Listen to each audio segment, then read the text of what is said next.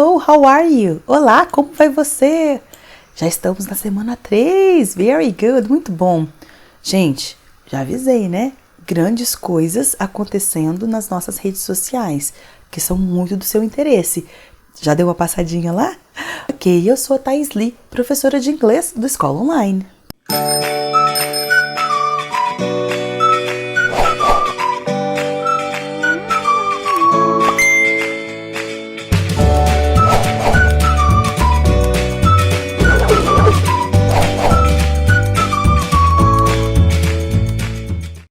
Ok, vamos lá. Ele começa falando aqui para nós, gente, nessa semana sobre tempos, né, no passado e sobre os irregular verbs, sobre os verbos irregulares. A gente sabe que os verbos regulares são aqueles que terminam com ed.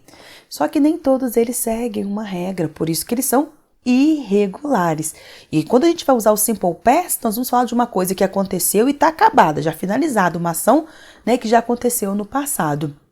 E aí ele coloca alguns exemplos para vocês, ele faz uma lista aqui, né, o verbo speak, ele vai ficar o quê? Spoke no passado. Eu acho bem mais fácil o inglês em relação à conjugação de verbo, né, do que em relação ao português. Para pensar aí para você ver. Olha só, ele traz aqui uma questão da Mackenzie. Ele pega e fala assim, assinale a alternativa que corresponde, né, às lacunas 1, 2 e 3. E eu basicamente preciso, né, quando estou numa prova assim, eu preciso saber os verbos no past, no present e no future, tá? Em todos esses tenses, né? Em todos esses, de todas essas formas.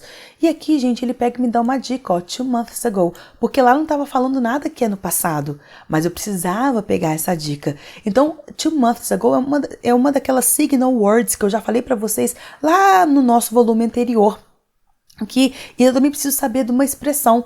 Nesse primeiro aqui, eu preciso da expressão to do a favor, que é fazer um favor, né? No segundo aqui, gente, eu preciso lembrar que é uma tentativa que a pessoa teve, o que? De escapar, to make an attempt. E no último aqui, eu tenho aqui o last night no final, já mostrando para você que seria passado também, to make o que? A decision, né? No caso aqui, an important decision. E no caso, né, tomar uma decisão.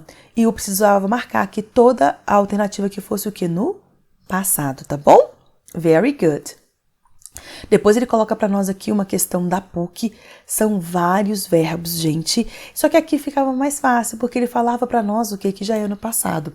Qual que é a dica que eu te falo? E nós vamos falar muito isso, né? No nosso curso voltado para o Enem.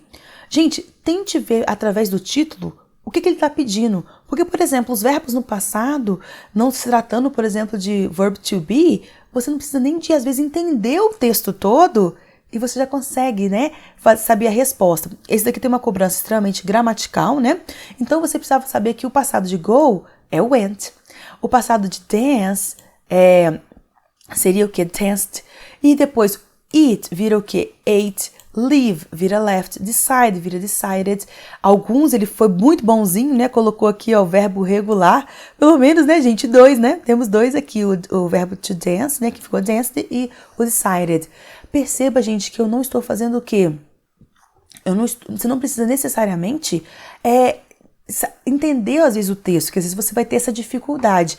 E, gente, algumas coisas a gente já pode descartar. Aqui ó, o verbo não está conjugado. Se o verbo não está conjugado, ele pediu para ser no passado, então é que ele está no infinitivo, ele só tirou o to, é o infinitivo sem o to. Nós temos aqui ó, o past perfect, que tem o had mais o particípio. O past perfect é chamado o passado do passado. Se eu tenho, por exemplo, aqui ó, uma timeline, uma linha do tempo, e aqui está o meu presente, present time. Eu tenho 2 ações que aconteceram no passado, eu vou usar tanto o past perfect quanto o simple past. É um assunto que a gente também vai ver também no futuro, tá bom? E aqui, gente, nesse daqui na letra C, nós temos o quê? Future. É o will mais o infinitivo sem o to. Se ele pediu past tense, não precisava, tá bom? No número 3, ele fala pra gente assim, observe a lista de verbos irregulares e complete corretamente.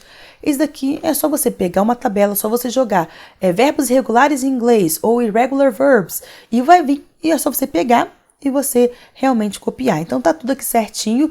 Perceba, gente, que é importante a gente saber também a tradução, mas quanto melhor se a gente puder o quê? Entender dentro de um contexto, tá bom?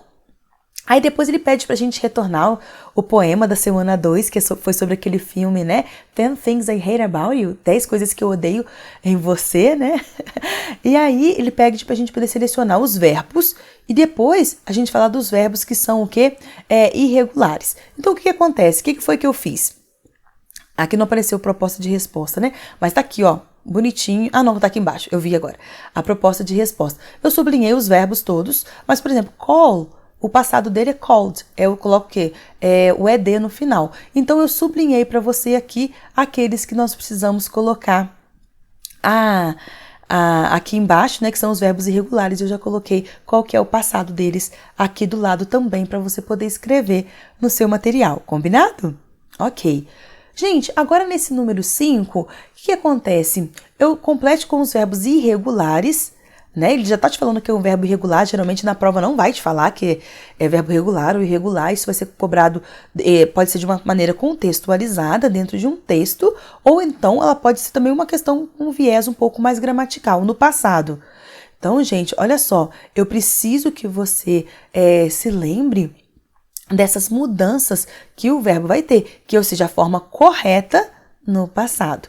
O que acontece? Aqui eu coloquei o verbo swim, mas só que no passado. Gente, o verbo buy, que é o verbo comprar no passado, bought, nossa, é uma dificuldade para a gente poder, né, lembrar dele.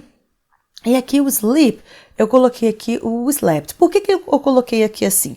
Se eu tivesse uma questão, né, e aparecesse para mim e não falasse qual que é o tempo verbal que eu precisasse usar, eu só queria te falar que aqui também cabe o presente simples, porque o every também é usado muito para falar alguma coisa que nós fazemos com habitualidade e também poderia ser no presente, tá? Não teria problema nenhum. Mas no caso aqui, observando o que foi pedido, eu coloquei no passado, né? O passado de sleep, slept. E aqui, my daughter ate. É o passado. Vamos só entender as frases? Tô falando que ela nadou no clube ontem, né? Tô falando que nós compramos muitos livros na última sexta-feira. Tô falando que o meu irmão, ele dormiu todas as tardes, né? Tô falando de alguma coisa que aconteceu no passado aqui. E aqui a minha filha comeu alguns vegetables, né, alguns legumes, como janta, né, no jantar, tá bom? Então, meus queridos, por hoje é só. Vejo vocês na semana que vem. Bye, bye!